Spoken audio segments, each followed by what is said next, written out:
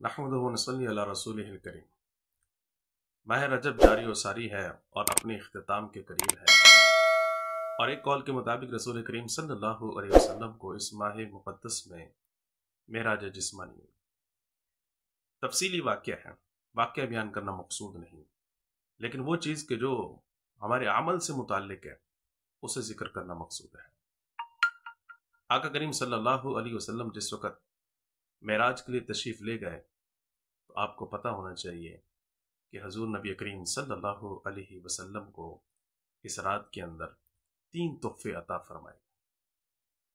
حضور نبی کریم صلی اللہ علیہ وسلم جس وقت امت کے پاس واپس تشریف لائے ہیں تو وہ 3 تحفے امت کو بتائے ہیں۔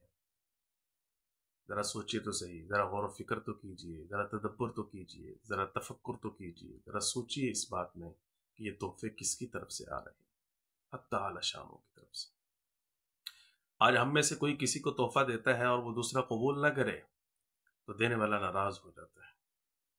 ان 3 تحفوں پر بھی اگر ہم میرے عزیزوں عمل کرنے والے نہیں ہوں گے تو ہمارا خالق بھی ہم سے ناراض ہو جائے گا۔ ہم میں اگر کوئی کسی دوسرے کو تحفہ دیتا ہے تو وہ ہارڈ فارم میں ہوتا ہے،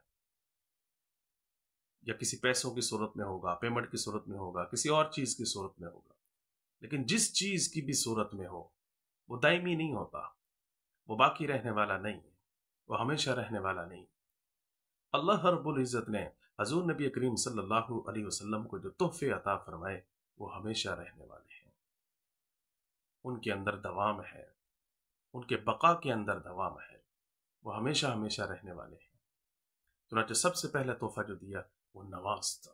نماز اولاً 50 نمازوں کا تحفہ، اور آخر میں 5 نمازیں باقی رہ گئی، اور حق تعالی شانہ نے ارشاد فرمایا اپنی رحمت کا اظہار کرتے ہوئے، اپنے فضل کا اظہار کرتے ہوئے، اپنی مہربانی کا اظہار کرتے ہوئے کہ اے محمد صلی اللہ علیہ وسلم آپ کی امت پڑھے گی تو 5، لیکن میں اللہ رب العزت اپنے ان بندوں کو 50 نمازوں کا ثواب عطا فرماؤں۔ اس لیے حدیث مبارکہ کو کہا گیا، حدیث مبارکہ میں نماز کو الصلاۃ عماد الدین کہا گیا، نماز دین کا ستون۔ اور دوسرا تحفہ دیا گیا آمن الرسول بما انزل الیہ من ربہ والمؤمنون، سورۃ البقرہ کی آخری یہ 2 آیات فانصرنا علی القوم الکافرین تک۔ احادیث کا اگر آپ بغور مطالعہ کریں گے تو آپ کو سورۃ البقرہ کی ان آخری 2 آیات کی بڑی فضیلت نظر آئے گی۔ ایک روایت میں رسول کریم صلی اللہ علیہ وسلم نے سورۃ البقرہ کی ان 2 آخری آیات کو تہجد کے برابر قرار دیا ہے، اور فرمایا رسول کریم صلی اللہ علیہ وسلم نے کہ حق تعالی شانہ نے ان 2 آیات کو اس کائنات کی تخلیق سے پہلے 2000 سال پہلے لکھ دیا تھا۔ حضرت علی رضی اللہ تعالیٰ فرماتے ہیں، حضرت فاروق اعظم رضی اللہ تعالیٰ عنہ کا بھی یہی فرمان، وہ فرماتے تھے کہ اگر ہم میں تھوڑی سی بھی عقل ہوئی، ایک مسلمان کے اندر تھوڑی سی بھی عقل ہوئی، فرمایا جس کے اندر تھوڑی سی بھی عقل ہوگی وہ رات کو سونے سے پہلے ان 2 آیات کی ضرور تلاوت کر لیں۔ اس لیے اپنا معمول بنا لیں، اپنی عادت بنا لیں، جب بھی بستر کی طرف رات کو جانا ہے بستر پر لیٹے لیٹے آرام سے ہم پڑھ سکتے ہیں آمن الرسول بما انزل الیہ من ربہ والمؤمنون کل آمن باللہ وملائکتہ وکتبہ ورسلہ لا نفرق بین احد من رسلہ وقالوا سمعنا واطعنا غفرانک ربنا والیک المصیر۔ اور اگلی آیت کیا ہے؟ لا یکلف اللہ نفسا الا وسعها لها ما كسبت وعليها ما اكتسبت ربنا لا تؤاخذنا إن نسينا أو أخطأنا ربنا ولا تحمل علينا إصرا كما حملته على الذين من قبلنا ربنا ولا تحملنا ما لا طاقة لنا به واعف عنا واغفر لنا وارحمنا أنت مولانا فانصرنا على القوم الكافرين۔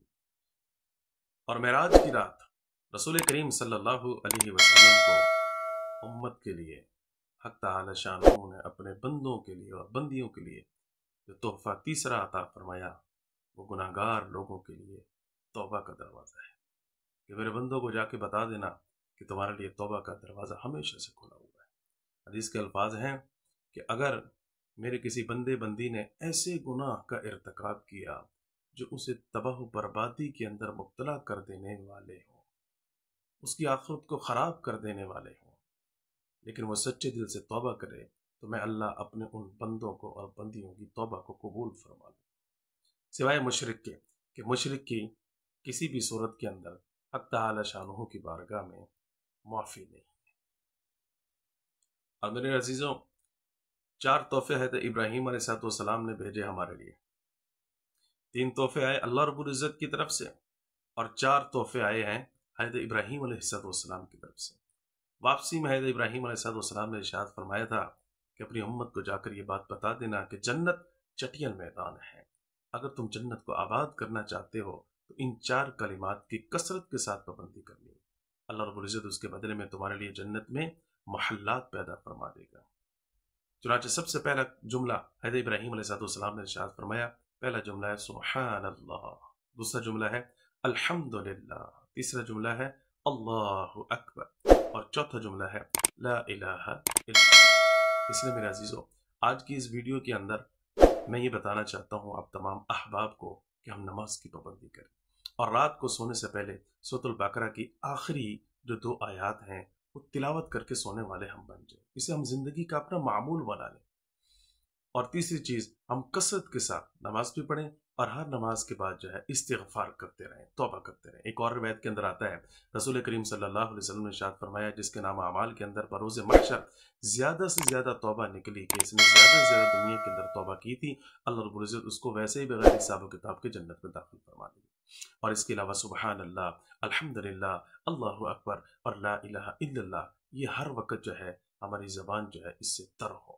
یاد رکھیے گا، ایک روایت کے اندر آتا ہے، حضور نبی کریم صلی اللہ علیہ وسلم نے ارشاد فرمایا کہ میں نے معراج کی رات ایک شخص کو نور کے پردوں میں لپٹا ہوا دیکھا، اللہ تعالیٰ نے اسے بڑا مقام عطا فرمایا تھا۔ میں نے اس سے پوچھنے والے سے میں نے پوچھا کہ یہ کون ہے جبرائیل یہ کون ہے، کیا یہ کوئی فرشتہ ہے؟ تو مجھے بتایا گیا نہیں، یہ کوئی فرشتہ نہیں۔ میں نے پوچھا کیا یہ کوئی نبی ہے؟ تو مجھے بتایا گیا نہیں، یہ کوئی نبی بھی نہیں۔ اس کے اندر 3 صفات تھیں، دنیا کے اندر یہ رہا کرتا تھا، اس کے اندر 3 صفات تھیں، 3 چیزوں پر یہ پابندی کیا کرتا تھا، ان 3 اعمال کی وجہ سے اللہ رب العزت نے اس کو یہ مقام عطا فرمایا۔